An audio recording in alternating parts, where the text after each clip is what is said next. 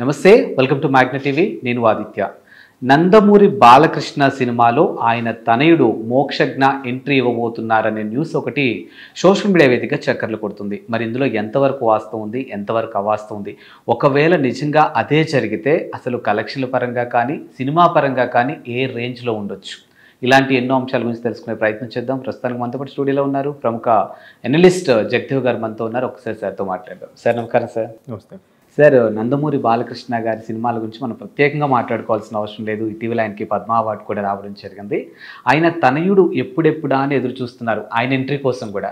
But ఫైనల్గా తండ్రి సినిమాలోనే ఎంట్రీ ఇవ్వబోతున్నారు అనేది ఒకటి తెలుస్తూ ఉంది. బట్ ఇందులో ఎంతవరకు వాస్తవం ఉంది? యాక్చువల్గా ఒక 3-4 నెలల కిందట, అంటే ఆల్మోస్ట్ ఆల్ సంక్రాంతి ముందు వరకు కూడా మోక్షజ్ఞ గారి గ్రాండ్ ఎంట్రీ ఉండబోతుందనే ఉంది. దట్ 2024లోనే ఎంట్రీ ఉంటుందని కన్ఫర్మ్ అనుకున్నారు.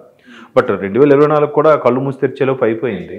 ఎందుకంటే ఆ ఇయర్ కంప్లీట్గా ఎలక్షన్స్, క్యాన్వాసింగ్, హడావిడి, కొత్త గవర్నమెంట్ ఫామ్ అవ్వడం, బాలయ్య గారు కూడా హ్యాట్రిక్ కొట్టారు ఎమ్మెల్యేగా. తర్వాత ఆల్రెడీ చైర్మన్ బాధ్యతలు ఉన్నాయి, ఏది ఇండో అమెరికన్ హాస్పిటల్ది.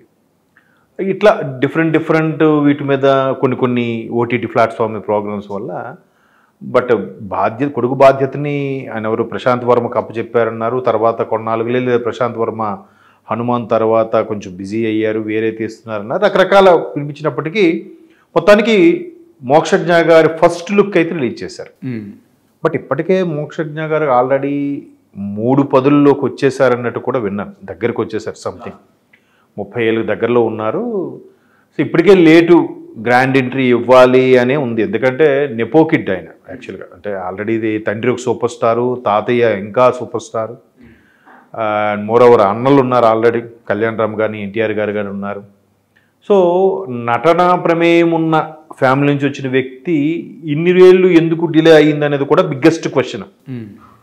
చాలా సందర్భాల్లో మోక్షజ్ఞ గారు వస్తారా రారా అని అడిగిన నేపథ్యంలో కూడా చాలామంది ఏం చెప్పారు, బాలయ్య గారు ఏం చెప్పారు అంటే, చూస్తున్నాం ఇది నెక్స్ట్ ఇయర్ కల్లా అవుతుంది, తను ప్రాక్టీస్ చేస్తున్నాడు, యాక్టింగ్ నేర్చుకుంటున్నాడు, అదేంటి గుర్రపు స్వారీ కానీ కత్తి ఫైటింగ్ కానీ కర్రసాగులు అన్ని రకాలుగా తర్ఫీదు పొందుతున్నాడు అని చెప్పి బాలయ్య గారు చెప్పారు. చెప్పినప్పుడు కూడా చాలామంది మీడియా మిత్రులు అడిగిన క్వశ్చన్ ఏంటంటే, సార్ నటన మీ బ్లడ్లోనే ఉంది, తనకి ఇంకా నేర్పించడం ఏంటంటే, లేదు నేను ఒక మహానుభావుడు తనయుడిగా ఉన్నప్పుడు కూడా నేను ఎప్పుడు అలా అనుకోలేదు. మా నాన్నగారు అంటే బాలయ్య గారు చెప్పడం, నాన్నగారి లెక్క ప్రకారము ఎవరు వాళ్ళు ఓన్ పాత్ క్రియేట్ చేసుకోవాలి అనేదే సిద్ధాంతం ఉన్నది. నేను కూడా మా ఫాదర్ మమ్మల్ని అలాగే పెంచాడు, మేము వాడిని అలాగే చూడాలనుకుంటున్నాను. బట్ వాడిష్టమే, అలాగని నేను ప్రెజర్ చేయట్లేదు అన్నారు. ఎట్టకేలకు మోక్షజ్ఞ కూడా సినిమాలకు రాబోతున్నారు. తర్వాత డాకు మహారాజ్ ఆడియో రిలీజ్ ముందు సంథింగ్ తమన్ గారితో వీళ్ళందరితో కలిసి ఒక ఫోటో కూడా దిగారు మోక్షజ్ఞ గారు. దిగినప్పుడు కూడా ఏంటి ఎందులో గ్రాండ్ ఎంట్రీ ఇవ్వబోతున్నారా అని కూడా ఊహాగానాలు వినిపించాయి. కానీ ఇప్పుడు నెక్స్ట్ ఇది క్రిష్ జాగర్లమూడి ఆయనతో చేసే సినిమాలో ఒక స్పెషల్ అపీరెన్స్ కనిపించబోతున్నారు అనేది ఒక టాకు. మేబీ అఖిల్ అకినేని కూడా అలాగే ఇచ్చారు కదా. ఆయన అఖిల్ సినిమాకు ముందే అనుకుంటా మనం సినిమాలో గ్రాండ్ ఎంట్రీ ఇచ్చారు. తాతయ్య, 2 మనవలు, నాగార్జున గారు కలిపి గ్రాండ్ ఎంట్రీ ఇచ్చారు.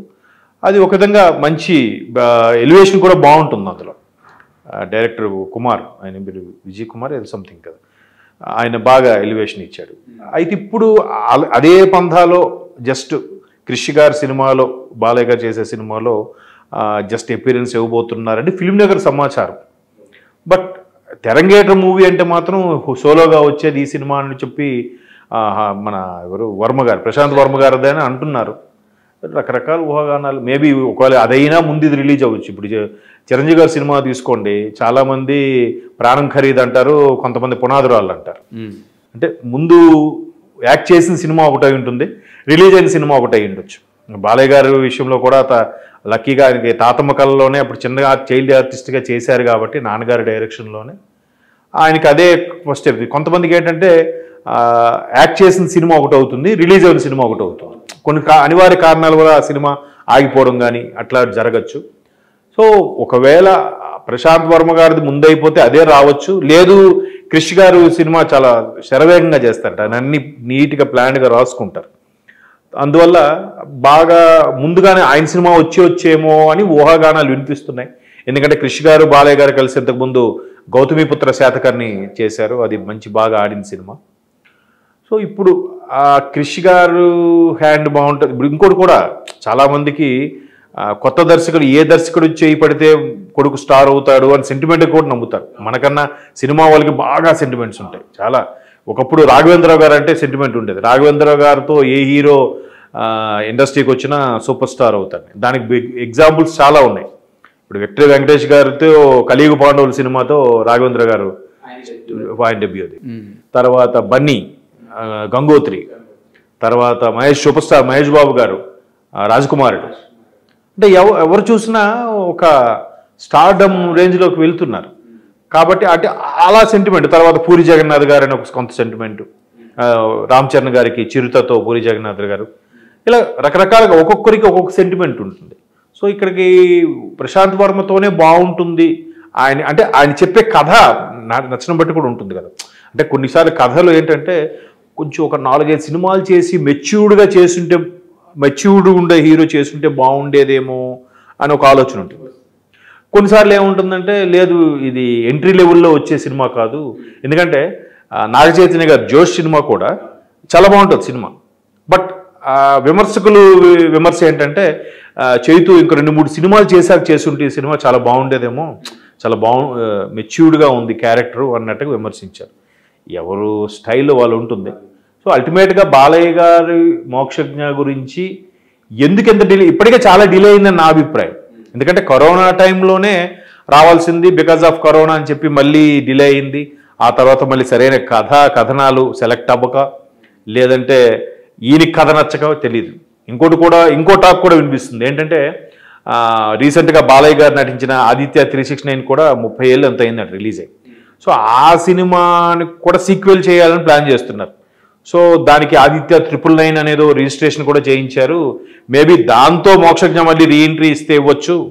అందులో జస్ట్ బాలయ్య గారు ఏదో ఒక పౌరాణిక గతంలో శ్రీకృష్ణదేవరాయల పాత్ర చేసినట్టుగా జస్ట్ గెస్ట్గా కనిపిస్తారు తప్ప మొత్తం మోక్షజ్ఞగానే ఆదిత్య 999 సినిమా చేయబోతున్నారు. With the guidance of Singeetam Srinivasa Rao గారు, పెద్ద ఆయన గైడెన్స్లో చేయాలని కొత్తగా ఎవరైనా దర్శకులకి ఇద్దామని ఒక ఆలోచన కూడా ఉన్నారని కూడా కొన్ని వార్తలు వచ్చాయి. మొత్తం మీద అసలు నేను అనుకోవడం మోక్షజ్ఞ గారు ముందు ఇటువైపు రావాలనుకోలేదేమో. ఎందుకంటే ఆయన మనిషి కూడా చాలా బాగుంటాడు, హైటు వెయిటు ఒద్దు పొడుగు అన్నీ ఉన్నాయి. అండ్ మోరోవర్ ఇప్పుడు అక్క ప్రొడ్యూసరు, చిన్నక్క ఒక ప్రొడ్యూసరు, పెద్దక్క ఒక పెద్ద CEO, అంటే వాళ్ళ ఫ్యామిలీలోనే చెప్తున్నా. సో ఇటువంటి నేపథ్యంలో బాలయ్య గారు చిన్నమ్మాయి వాళ్ళ చిన్నక్కే ప్రొడ్యూస్ చేస్తారు సినిమాకి, ఈయన తెరంగేటం చేయబోతున్నా టాక్ కూడా ఉంది. చెప్పలేం ఇది.